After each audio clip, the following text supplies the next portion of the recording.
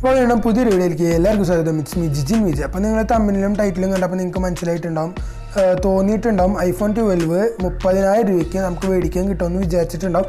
അതുകൊണ്ട് തന്നെയായിരിക്കും ഈ ഒരു ചാനലിൽ, അതായത് ഈ ഒരു വീഡിയോ നിങ്ങൾ ക്ലിക്ക് ചെയ്ത് കാണുന്നുണ്ടാവുക. അപ്പോൾ അങ്ങനെ വിചാരിച്ചിട്ടാണ് ക്ലിക്ക് ചെയ്യണമെങ്കിൽ ഒന്ന് കമൻറ്റ് ചെയ്തോളോ, അങ്ങനെ വിചാരിച്ചിട്ടാണ് ക്ലിക്ക് ചെയ്തതെന്ന്. അങ്ങനെ അല്ലെങ്കിലും കുഴപ്പമില്ല, നിങ്ങൾക്ക് ഈ വീഡിയോ കണ്ടതിന് ശേഷം എന്താണ് മനസ്സിലായെങ്കിൽ, എന്താണ് തോന്നിയെങ്കിൽ അതും കമൻറ്റ് ചെയ്യാം. അപ്പോൾ ഈ ഒരു കാര്യം, അതായത് ഈ ഒരു തമ്മിലും ടൈറ്റിൽ ഇട്ടുകൊണ്ട് ഞാൻ ഉദ്ദേശിച്ചത് അത് തന്നെയാണ്. ഐഫോണിൻ്റെ കാര്യം പറയുമ്പോൾ 30,000 രൂപയ്ക്ക് നമുക്ക് ഈ ഒരു ഐഫോൺ ബിൽഡ് ചെയ്യാൻ സാധിക്കുക മാത്രമേ ഉള്ളൂ.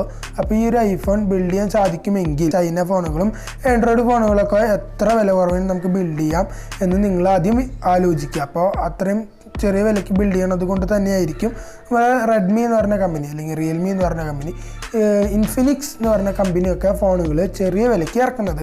അപ്പോൾ അങ്ങനെ ഇറക്കുമ്പോൾ നമുക്ക് എല്ലാവർക്കും മേടിച്ച് ഉപയോഗിക്കാൻ സാധിക്കുന്നുണ്ട്. അപ്പോൾ ഇതിൻ്റെ കാര്യം, അതായത് ഈ ഒരു വില എന്തുകൊണ്ടാണ് ഐഫോൺ 30,000 രൂപയ്ക്ക് ബിൽഡ് ചെയ്യുന്നു എന്ന് ഞാൻ തമ്മിലിട്ടതിൻ്റെ കാരണം ഞാൻ പറഞ്ഞുതരാം. അപ്പോൾ വീഡിയോ മൊത്തമായിട്ടിരുന്ന് കാണുക. അപ്പോൾ ഈ ഐഫോണിൻ്റെ കാര്യം പറയുമ്പോൾ 1 ലക്ഷം 2 ലക്ഷം 2 ലക്ഷത്തിൻ്റെ അടുത്തേക്കുള്ള ഫോണുകളാണ് ഐഫോണിൻ്റെ ഭാഗത്ത് നിന്ന് മെയിനായിട്ടുള്ളത്. അപ്പോൾ ഈ ഒരു ഫോണ് ഇത്രയും പൈസ വരാനുള്ള കാരണം എന്താണ്, അല്ലെങ്കിൽ ഉണ്ടാക്കാൻ ഇത്ര പൈസയാണെന്ന് പറഞ്ഞത് എന്തുകൊണ്ടാണെന്ന് നമുക്ക് നോക്കാം. അപ്പോൾ ആദ്യം നമ്മളൊരു ഫോൺ എടുത്ത് കഴിഞ്ഞാൽ ഉപയോഗിക്കുന്ന മെയിനായിട്ടുള്ളൊരു കാര്യം എന്താണെന്ന് വെച്ചാൽ ഡിസ്പ്ലേനെ കുറിച്ച് പറയുമ്പോൾ നമ്മൾ കണ്ടിട്ടുണ്ടാകും, iPhone 12 ഉപയോഗിച്ചിരിക്കുന്ന ഡിസ്പ്ലേയിൽ ഒട്ടിച്ച ഗൊറില്ല ഗ്ലാസ് എന്ന് പറഞ്ഞത് വേറൊരു ഗ്ലാസ്സാണ്. സെറാമിക് ഷീൽഡഡ് ഗ്ലാസ്സാണ് iPhone 12 ഉപയോഗിച്ചിട്ടുണ്ടായിരുന്നത്. അപ്പോൾ അങ്ങനത്തെ ഗ്ലാസ്സൊക്കെ ഉപയോഗിക്കുമ്പോൾ ഗ്ലാസിൻ്റെ പ്രൈസ് കൂടുകയാണ് ചെയ്യണത്. അപ്പോൾ നമ്മൾ സാധാരണ ഒരു ഗ്ലാസ് ഒട്ടിക്കണ പോലത്തെ, അതായത് ഗൊറില്ല ഗ്ലാസ് ഒട്ടിക്കണേക്കാട്ടും പൈസ കൂടുതലാണ് ഉപയോഗിക്കുന്നത്. അപ്പോൾ അതൊക്കെ വെച്ചിട്ടാണ് 30,000 എന്ന് പറഞ്ഞിട്ടുള്ളത്. പക്ഷേ വേറെ കുറേ കാര്യങ്ങൾ നമുക്ക് നോക്കാം. നമ്മൾ മെയിനായിട്ട് ഉപയോഗിക്കുന്ന സാധനം എന്താണെന്ന് പറഞ്ഞു, ഡിസ്പ്ലേ ആണ്. ഫോണിൻ്റെ ഡിസ്പ്ലേ ആണ് എപ്പോഴും ഓൺ ആയിരിക്കുന്ന സംഭവം. അപ്പോൾ ഡിസ്പ്ലേയിൽ തന്നെ നമുക്ക് IPS LED ഡിസ്പ്ലേ വരുന്നുണ്ട്, AMOLED ഡിസ്പ്ലേ വരുന്നുണ്ട്. അപ്പോൾ ആ ഡിസ്പ്ലേ AMOLED ഡിസ്പ്ലേ ആണ് ഏറ്റവും പ്രൈസ് കൂടിയ ഡിസ്പ്ലേ. അപ്പോൾ അതിൻ്റെ കാര്യം പറയുമ്പോൾ അത് കുറച്ച് എക്സ്പെൻസീവ് ഡിസ്പ്ലേ ആണ്. ഈ AMOLED ഡിസ്പ്ലേ ഒക്കെ വെക്കണത് എങ്ങനത്തെ ഫോണാണെന്ന് വെച്ചാൽ ഹൈ എൻഡ് ഫോണുകളിലാണ് ഈ AMOLED ഡിസ്പ്ലേ പോലത്തെ ഡിസ്പ്ലേസ് ഒക്കെ വെക്കണത്. പക്ഷേ ബാക്കിയുള്ള ഫോണിൽ IPS LED ഡിസ്പ്ലേ അങ്ങനത്തെ ഡിസ്പ്ലേസ് അല്ലെങ്കിൽ LCD ഡിസ്പ്ലേ ഒക്കെയാണ് വെക്കാറ്. അപ്പോൾ അങ്ങനത്തെ ഒക്കെ വെക്കുമ്പോൾ ഫോണിൻ്റെ പ്രൈസ് വളരെയധികം കുറയുക തന്നെയാണ് ചെയ്യാറ്. അപ്പോൾ ഫോണിൻ്റെ പ്രൈസ് കുറയുന്നത് എന്തുകൊണ്ടാണെന്ന് വെച്ചാൽ ഈ ഒരു സംഭവം കൊണ്ടാണ്. ഡിസ്പ്ലേ ആണ് മെയിനായിട്ടുള്ള കാരണം. പിന്നെ അതുപോലെ തന്നെ പ്രോസസ്സറിനെ കുറിച്ച് പറയുമ്പോൾ പ്രോസസ്സറാണ് രണ്ടാമത്തെ മെയിനായിട്ടുള്ള ഒരു സംഭവം. പ്രോസസ്സർ എന്ന് വെച്ചാൽ പ്രോസസ്സറിൽ കുറേ കാര്യങ്ങളുണ്ട്. പ്രോസസ്സർ നമ്മൾ ഉപയോഗിക്കുന്നത് ഫോണിൻ്റെ ബ്രെയിനാണ് നമ്മുടെ പ്രോസസ്സറിലാണ് എല്ലാ കാര്യങ്ങളും നടക്കുന്നത്. പ്രോസസ്സർ സ്പീഡുള്ള പ്രോസസ്സർ വെച്ചിട്ട് റാമിന് സ്പീഡില്ല, അല്ലെങ്കിൽ സ്റ്റോറേജിന് സ്പീഡില്ലെങ്കിൽ ഫോണിൻ്റെ ഓവറോൾ പെർഫോമൻസ് കുറേ തന്നെയാണ് ചെയ്യുക. കാരണം റാമിന് സ്പീഡില്ല. അപ്പം നമ്മുടെ ഫോണിലുള്ള ഡീറ്റെയിൽസ് പ്രോസസ്സറിലേക്ക് എത്തുന്നത് കുറച്ച് നേരം വൈകിട്ടാണ് എത്തുക. അതായത് വലിയ ഡിഫറൻസ് ഒന്നുമില്ല, ചെറിയൊരു നാനോമീറ്റർ അല്ലെങ്കിൽ നാനോ സെക്കൻഡ് ഡിഫറൻസ് ഒക്കെ ഉണ്ടാവാനുള്ള സാധ്യതകൾ അത് നമുക്ക് മനസ്സിലാവും കുറവ് ഉപയോഗിക്കുമ്പോൾ. ഫോണിൻ്റെ സ്പീഡ് കുറഞ്ഞു വരുമ്പോൾ അതിനുള്ള കാരണം ഇതൊക്കെ തന്നെയാണ്.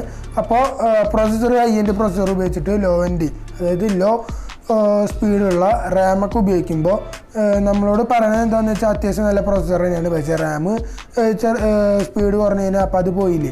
അപ്പോൾ അങ്ങനത്തെ കാര്യം ചെയ്യുമ്പോഴാണ് ഫോണ് പൈസ കുറവില്ല അവർ ഇറക്കണത്. അതുപോലെ തന്നെയാണ് സ്റ്റോറേജിൻ്റെ കാര്യം പറയുമ്പോഴും സ്റ്റോറേജ് കുറഞ്ഞ് റാമിൻ്റെ സ്പീഡ് കൂടി, അതുപോലെ പ്രോസസ്സറിൻ്റെ സ്പീഡ് കൂടിയാൽ മൂന്നാമത്തെ ഒരു ഘടകമാണ് ബാറ്ററിയുടെ കാര്യം പറയുമ്പോൾ ബാറ്ററിയാണ് നമ്മുടെ മൂന്നാമത്തെ സംഭവം. ബാറ്ററി വലിയ പ്രൈസ് ഒന്നും വരുന്നില്ല. 5,000 രൂപയ്ക്ക് നമുക്കൊരു ബാറ്ററി മേടിച്ചിടാനൊക്കെ സാധിക്കും.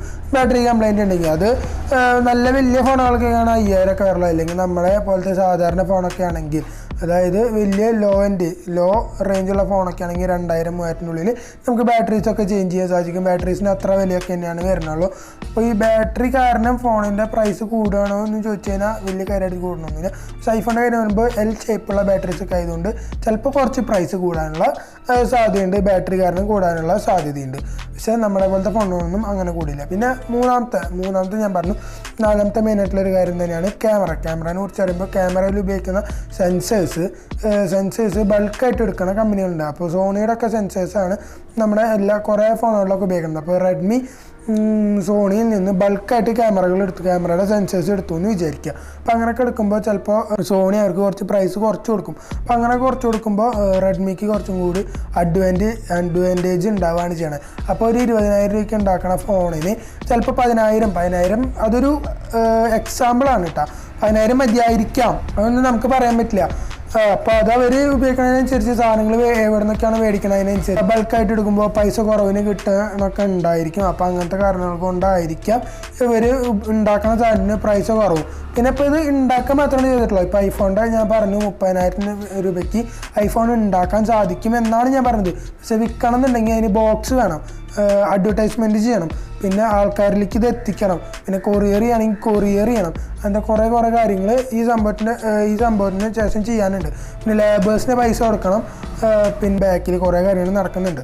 അപ്പോൾ അതുകൊണ്ടാണ് ഈ 30,000 രൂപയ്ക്ക് ഉണ്ടാക്കണ ഫോൺ, 30,000 രൂപയ്ക്ക് ഉണ്ടാക്കണ ഫോൺ 1.5 ലക്ഷം 2 ലക്ഷത്തിൻ്റെ അടുത്ത് എന്നൊക്കെ പറഞ്ഞിട്ട് ഈ ഫോൺ കൊടുക്കണതിനുള്ള റീസൺ. അപ്പോൾ ഇത്തരം ഫോണുകൾ ഐഫോണിൻ്റെ ഫോണുകളുടെ കാര്യങ്ങളൊക്കെ നമുക്കറിയാം, നല്ല ഫോണുകൾ തന്നെയാണ്, നല്ല ഫീച്ചേഴ്സൊക്കെയാണ് തരാറ്.